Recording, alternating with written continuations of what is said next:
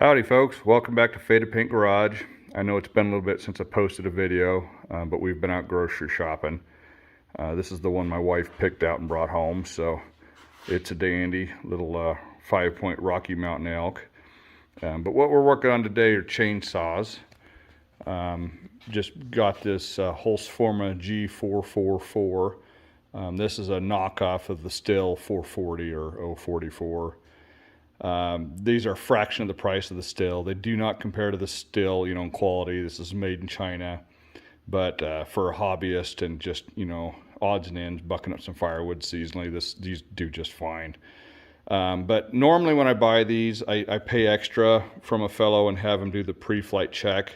But because they were having a sale, they were shipping directly from the manufacturer, so I'm gonna have to do that once over myself, which we'll take it apart, put some Loctite on some stuff. I'll show you the process behind that, but I'll put info in the description of where I've been buying these. You can get them from Amazon, eBay, or whatever, but I prefer to buy from this one fellow.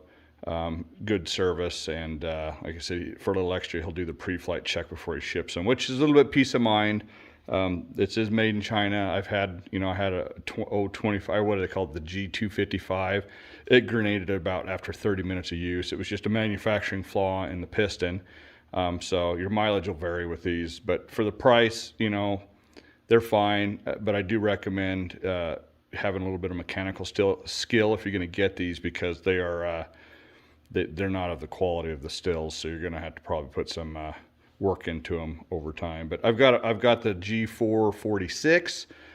Been wanting the 44. Supposedly it actually runs a little bit better than the 46 due to the port timing, and it's a little bit lighter, which not like 8-ounce difference or something like that. There's not a big difference in between. But these are on sale, like I said, so I wanted to pick those up. So we'll go through it and see if we can get the fire up.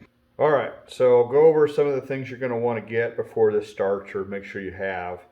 I'm pretty much copying the procedure that the fellow I buy these saws from does, so I'm just trying to kind of follow what he puts together as closely as I can. So, but some things you're going to want: blue Loctite, orange or red. This is for the cylinders. Blue is for most everything else.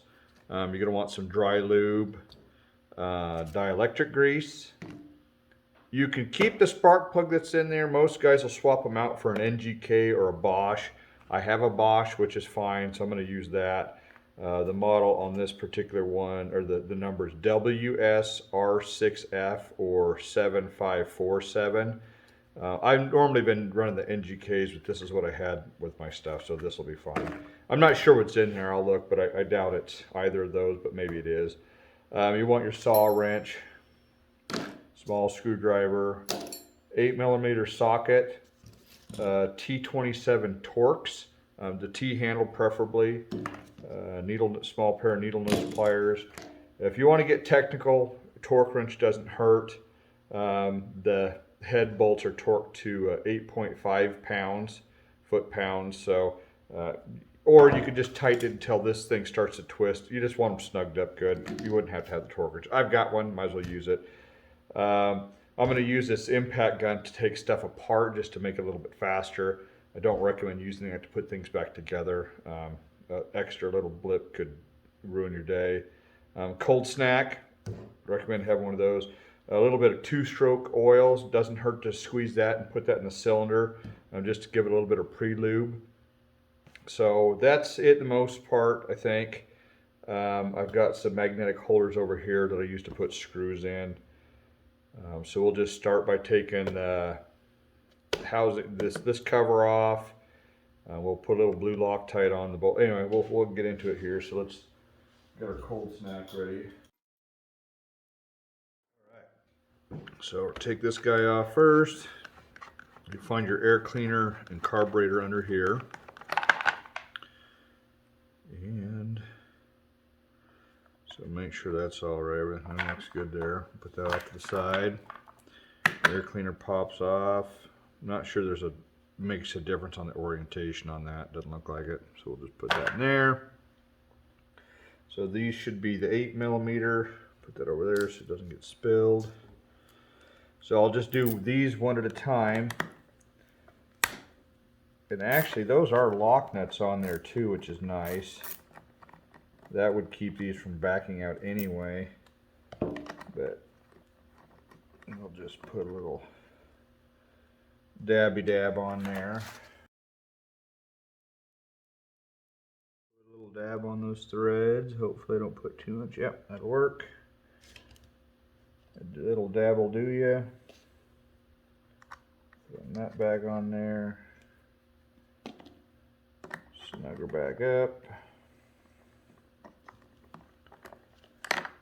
These probably all have torque settings if you want to get real paranoid about it, but we're just going to make it nice and snug.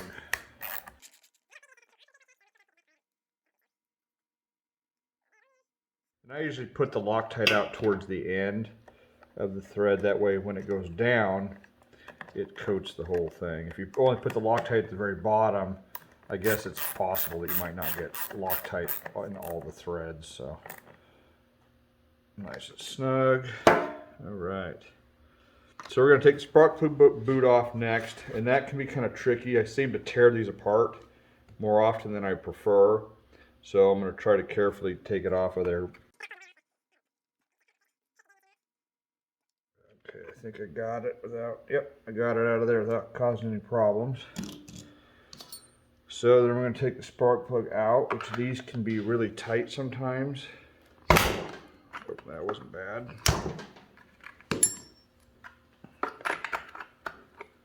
At all.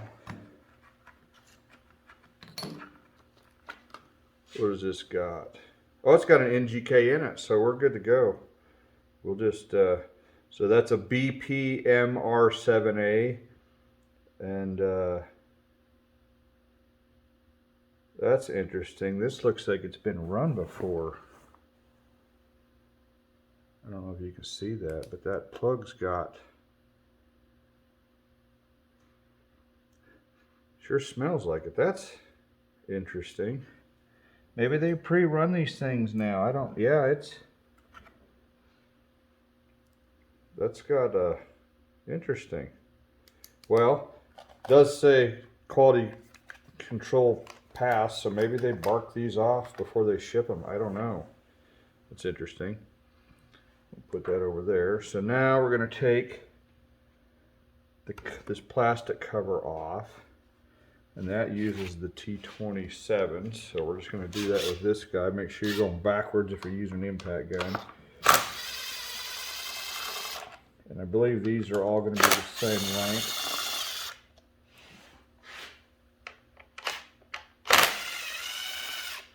And there's no, well, there's a little bit of like blue Loctite on those. Now there's one that's a hair shorter by just a fuzz. That's interesting. Of course I didn't pay attention to which one that was, but alright, so that's going to come out of here. This thing, the spark plug's got a little bit of a slot that runs in, so wiggle that on out of there. So we got that off. I guess I'll keep those with that just so we know what that's for. And then the next step, we're going to take the muffler off. And that should be 4 bolts.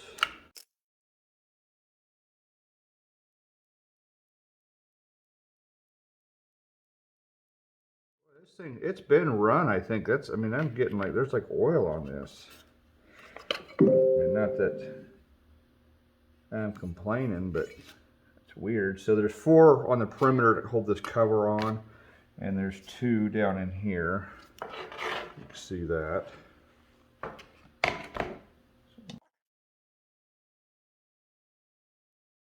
this is going to have a shroud and maybe a gasket.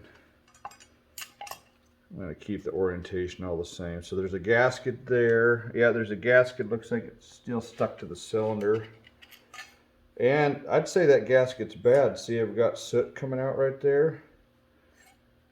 What do we got going on with that?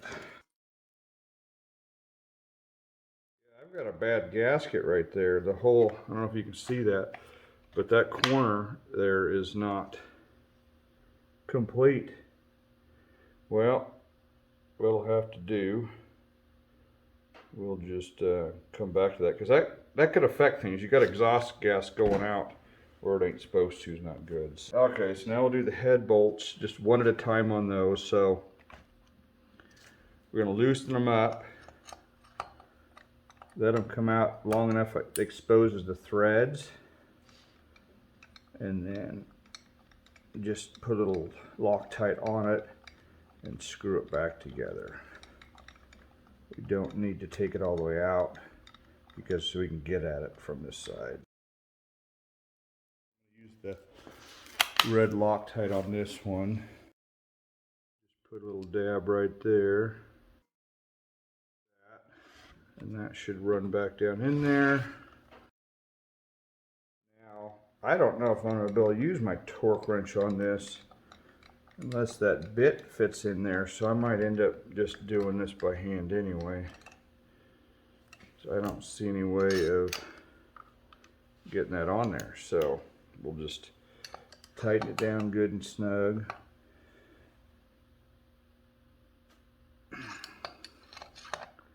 We'll live with that. Right at the base here, so it's again right at the end of the bolt.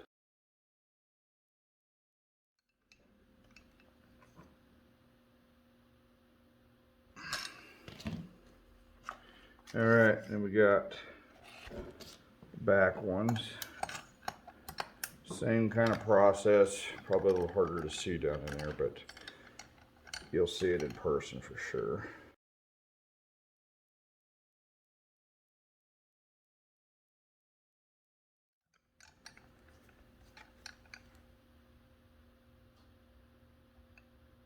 Okay, do the other side, and we'll be done with the head bolts.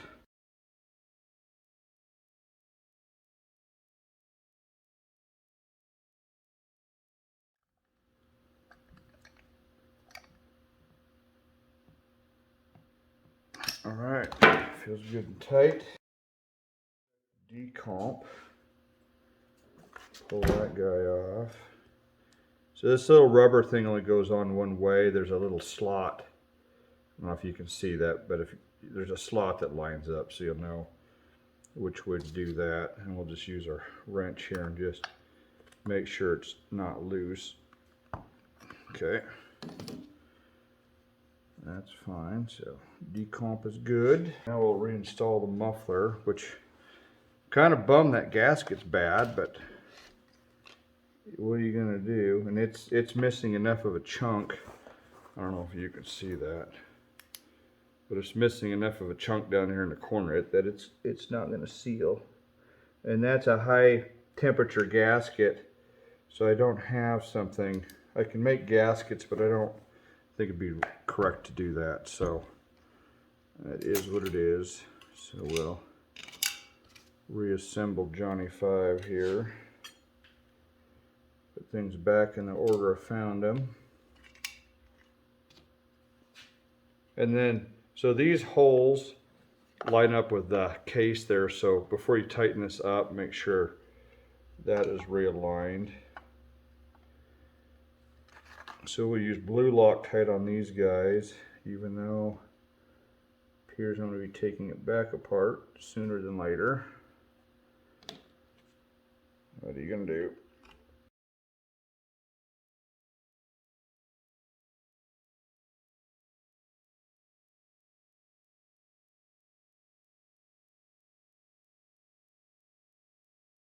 Okay, so that little slot right there is where that spark plug wire goes through, so you want to make sure and line that up as things go back together. I'm going to put all these in loose because they have to kind of line up, so that'll allow me to dab on those guys. Again, these are just snug. I'm not flexing the T-wrench, just good and tight. Don't go gorilla hands on it. They're just little bolts, so All right, so that ends that part. Oh, we got to put the spark plug back in. So dielectric grease, I like to put it on where the spark plug meets the boot.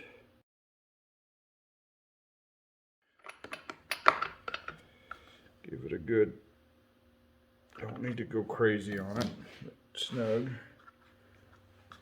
Spark plug boot back on. Kind of feel it grab that little top part usually. These are kind of something I fight with. You end up pulling the rubber boot out and the little metal thing, and then you gotta mess with putting it all back together. So take your time on that. So that feels like it's on there good. Give it a little pull test, make sure it don't come right back off. So that should be good. Alright, so that ends that phase, or that step. Now we'll go to the next step. Okay, now we're on to step 2, which will be the starter assembly here. So I'm going to remove this quality control tags. It doesn't say who inspected that, so I'm not sure that's worth the paper it's written on, but might give you some comfort, I don't know. So I believe this screw here is longer than these other ones, so take note of that. When you kind of lift that up, and then this wiggles out here like that. So what we're going to do in here is check the gap between the pickup and the flywheel here. It looks normal. To set these, you usually use a business card and just slip it in there when you adjust it. So just eyeball it, make sure the gap looks normal. It looks pretty even, so I'd say we're good there. So what we're going to do here is just take some dry lube. And we're going to spray around here a little bit. And we're going to pull this, open up these. When this just pulled, those little tabs open up there. So just give that a little bit of dry lube. So pulling this a little bit, make sure it doesn't feel ridiculously tight. That feels good to me. So guy can take a lube or something out of there if it's too tight or not tight enough. So that's that for this side. So we'll just reassemble this now. Knock them down. Again, these don't have to be super tight, just snug. Okay, so that's that for the starter side. Now we can go to the clutch side. This is where we're going now. And there's make sure your clutch is released. See, I can't spin that, and it'll make a real bear cat to put this back together if your brake is on. I don't know, did I say clutch? I meant brake. So make sure your brake is released so this whole thing can spin before you take this off. So this little circlip right here will take off and fly to areas of unknown. So make sure you're real careful when you take these off. Usually just take your little screwdriver. There's a couple little slots there. Kind of hold it when you come out so it doesn't, there it is. It's kind of spring loaded kind of tension on there. So now we're just going to take these. So we've got a little washer, that little guy there, not sure what it's called. And we're going to take the housing out here, and that's kind of fighting me. I'd have to grab that with a pair of pliers. There we go. So that comes off. So what we're doing here is we're looking for this bearing right here to see if it's been lubricated, and it hasn't. So we're going to use dielectric grease on this guy. So we're just going to blob it in there, and then we're going to smash it in and kind of roll it in with our fingers. Kind of just basically pack that grease into the bearing like so. Not too scientific, but better than a dry bearing.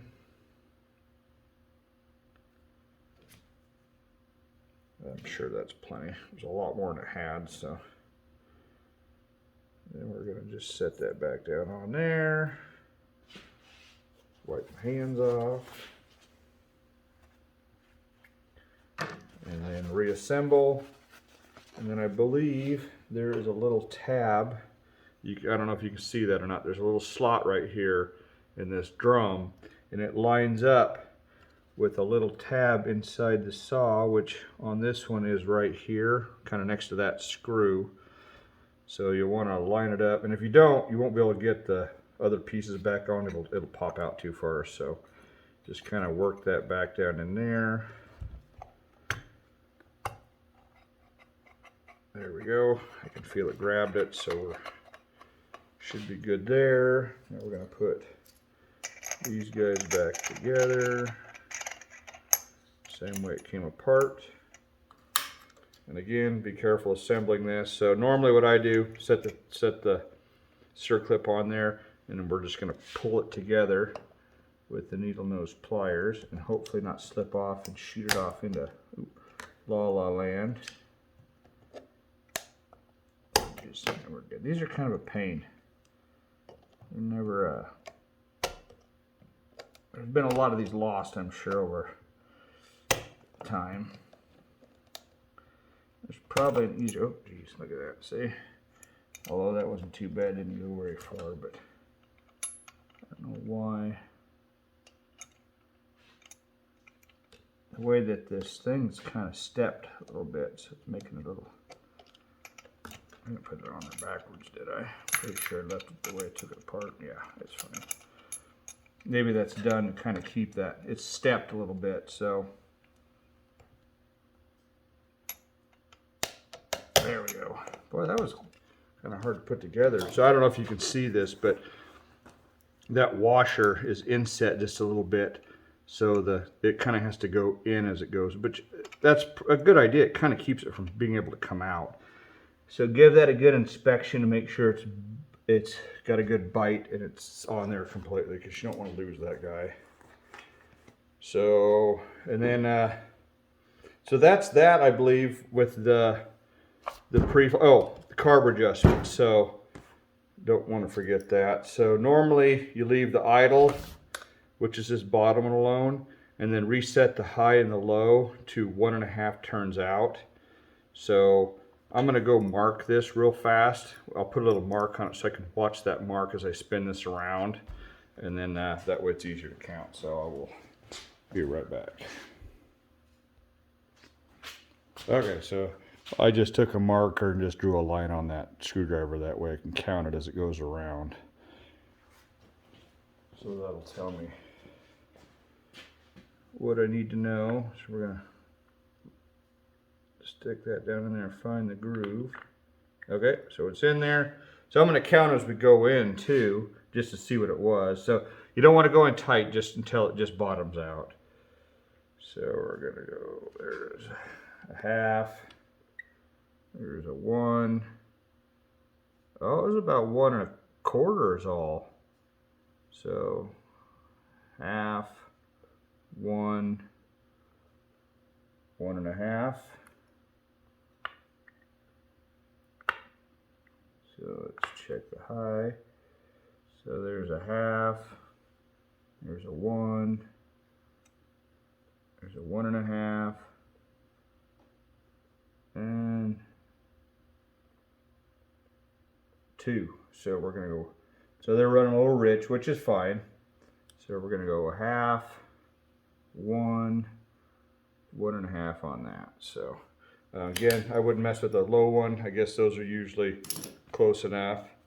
So that'll get us started for our tuning procedure. So that, I believe, is all we're doing at this point. So I'm going to get some fuel and we're going to see if we can make this thing bark. Stay tuned here. Alrighty, I've got the choke on, decomp pushed. Let's see what she does here.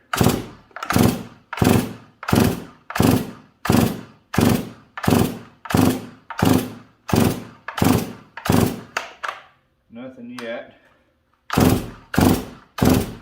on the right notch. Well, we're not getting nothing. Keep trying here. I'll release the throttle, see what that does. Yep, off to a rough start, I guess.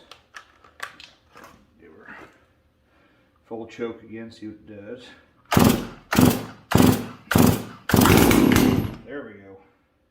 So now that's barked, I'm going to move up one notch.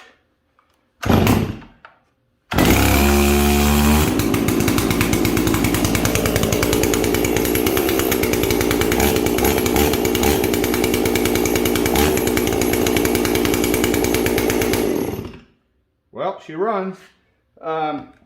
So I believe Holzfforma recommends 25 to 1 to break it in for fuel mix. A lot of guys 32 to 1, a lot of guys 50 to 1. I'm not going to get into that. You use what you feel is appropriate, but weather's not good today, so I won't be able to throw the bar on it and play in the wood. We'll do that on another day and tune it up a little bit, but she runs, so I'm definitely happy about that. So thanks for watching. We'll see you later.